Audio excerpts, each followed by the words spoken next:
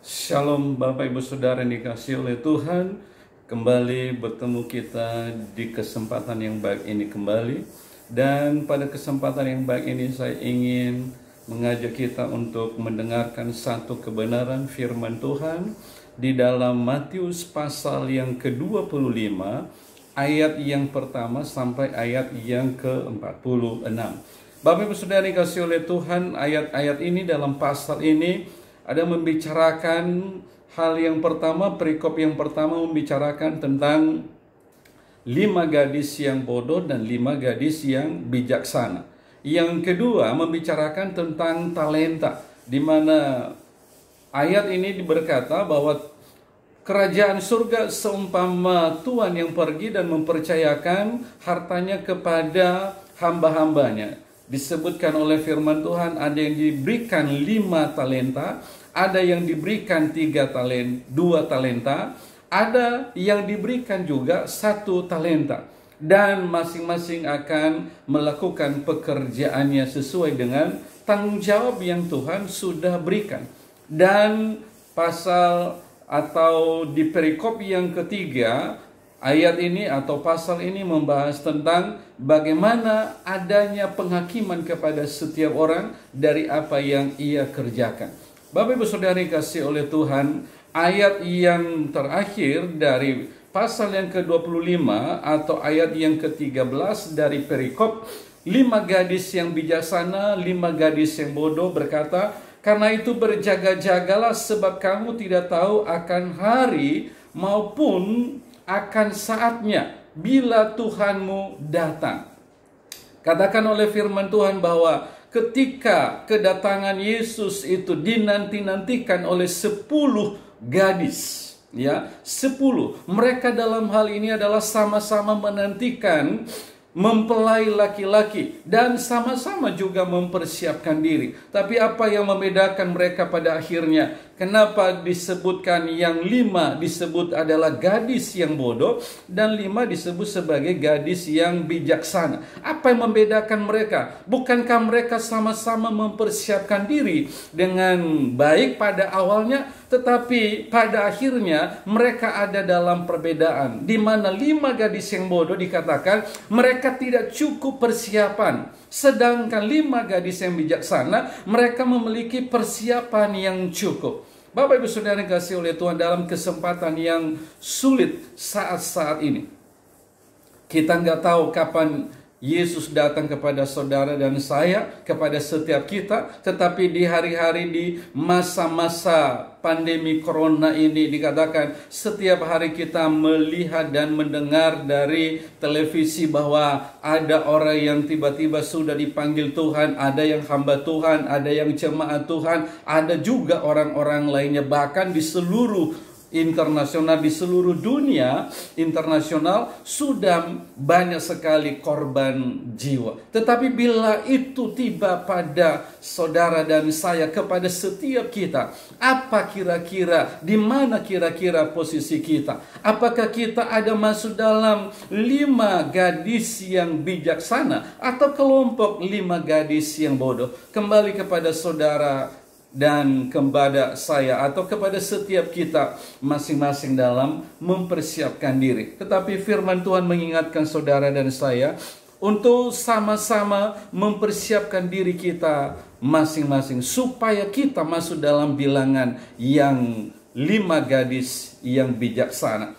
Dalam perikop yang kedua, pasal yang ke-25 ini bicara tentang talenta. Ya, bahwa kerajaan surga seumpama dengan tuan yang pergi dan mempercayakan talenta atau hartanya kepada hamba-hambanya, dan satu saat dia akan kembali. Dan saat-saat ini kita sedang menantikan kedatangan Tuhan itu kembali. Nah, sudah diberikan kepercayaan kepada saudara dan saya, kepada kita semua diberikan tanggung jawab untuk menjadi berkat. Jadilah terang, jadilah garam, menjadi sesuatu berkat bagi orang lain, memuridkan dan melipat gandakan murid tersebut. Dan firman Tuhan mengatakan, ya, Ada yang menerima pujian dan ada juga yang menerima celaan. Sama-sama diberikan kepercayaan. Ada yang 5 talenta, firman Tuhan berkata, ia pergi melaksanakan, mengembangkan talenta yang Tuhan berikan kepada dia. Dan ia berhasil. Kepada 2 talenta juga, ia mengembangkan 100% menjadi 4. Dari 2 menjadi 4. Yang 5 dari 5 menjadi 10. Sedangkan yang diberikan 1 dikatakan bahwa ia takut. Ia tidak melakukan apa-apa. Bahkan menyembunyikan di bawah tanah talenta yang ia berikan. Dan Tuhan memberikan penilaian tersendiri. Tuhan memberikan penilaian tersendiri. Bagi yang 5 talenta dikatakan atau diberikan pujian oleh Tuhan. Dikatakan di ayat yang ke-21, maka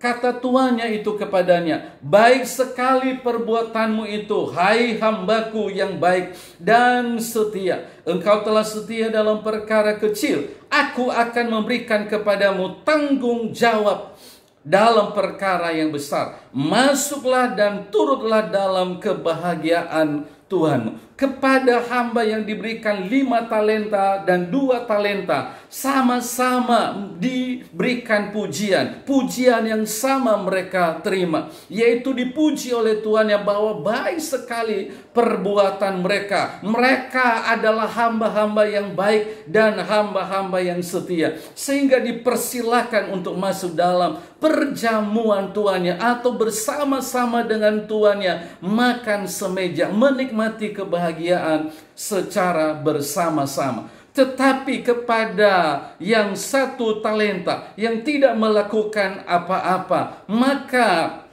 komentar tuannya kepadanya kita akan melihat di ayat yang ke-26.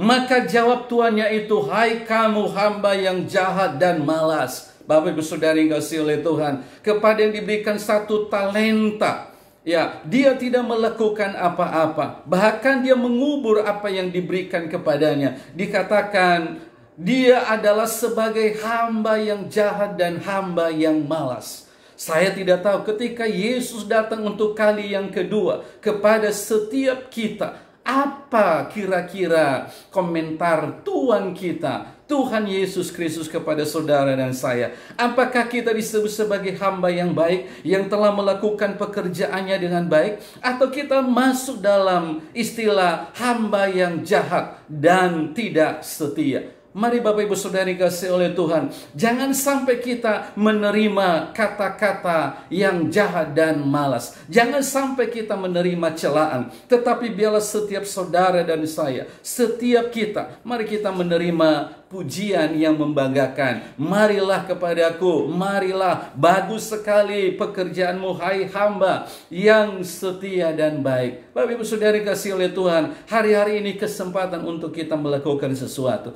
Di saat-saat himpitan ada, di saat-saat kesulitan ada, maka ini adalah kesempatan bagi saudara memberitakan kerajaan surga, bahwa kita memberitakan kerajaan surga sudah dekat. Ayo setiap kita, setiap umat manusia, mari datang kepada Tuhan, bertobat dari segala perilaku yang tidak baik, karena inilah saatnya untuk kita bertobat dan kembali kepada Tuhan. Bapak Ibu Saudara dikasihi oleh Tuhan, dan bagian yang ketiga dari pasal ini, atau perikop yang ketiga dari pasal yang ke-25 ini, membicarakan tentang penghakiman di akhir zaman, bahwa setiap kita akan diperhadapkan kepada pengadilan Kristus, pengadilan Allah, dan setiap kita tidak ada yang terkecuali akan menjalani pengadilan ini. Dan dikatakan oleh firman Tuhan, ada juga yang baik dan ada juga yang tidak baik.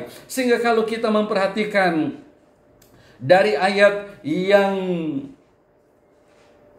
ke-40, dikatakan di sana, dan raja itu akan menjawab mereka, aku berkata kepadamu, sesungguhnya segala sesuatu yang kamu lakukan untuk salah seorang dari saudaraku yang paling hina ini, kamu telah melakukannya untuk aku. Dan ia berkata juga kepada mereka yang di sebelah kirinya, enyalah dari hadapanku. Hai kamu orang-orang yang terkutuk, enyalah ke dalam api yang kekal, yang telah sedia untuk iblis dan malaikat-malaikatnya. Sebab ketika aku lapar, kamu tidak memberi aku makan. Ketika aku haus, kamu tidak memberi aku minum. Bapak Ibu Saudara kasih oleh Tuhan, yang satu dipersilakan bersama-sama dengan Kristus, tapi di sebelah kirinya dikatakan, enyalah engkau, hai orang-orang yang terkutuk, yang melakukan kejahatan, yang tidak melakukan sesuatu yang baik di hadapan Tuhan. Memang mereka berargumentasi, bila mana kami melihat engkau Tuhan dalam keadaan lapar, dalam keadaan telanjang, dalam keadaan haus. Mereka baru menyadari, pengen melakukan, tetapi selama ini terlena. Bapak Ibu Saudara kasih oleh Tuhan, hari-hari ini memang adalah hari-hari yang sulit, tapi jangan engkau dan saya terlena untuk tidak melakukan tugas tanggung jawab yang dipercayakan kepada saudara. Saudara sebagai gembala, saudara sebagai pengajar, saudara sebagai guru, saudara sebagai nabi, saudara sebagai apapun dalam kapasitasmu yang Tuhan berikan kepada saudara. Mari lakukan dalam kesetiaan, sebab satu kali kelak ketika ia datang kembali, maka akan ada penghakiman. Dan di mana tempat kita? Dikatakan oleh firman Tuhan bahwa bagi mereka yang melakukannya, bagi mereka yang mempersiapkan diri dengan baik, maka mereka bersama-sama dengan tuannya. Tetapi bagi mereka yang tidak melakukan apa-apa, bagi mereka yang hanya terlena selama ini, maka dikatakan, enyalah dari hadapanku dan masuklah dalam kegelapan. Di sana ada ketakutan, di sana ada kertakan gigi, di sana ada kesakitan yang untuk selama-lamanya.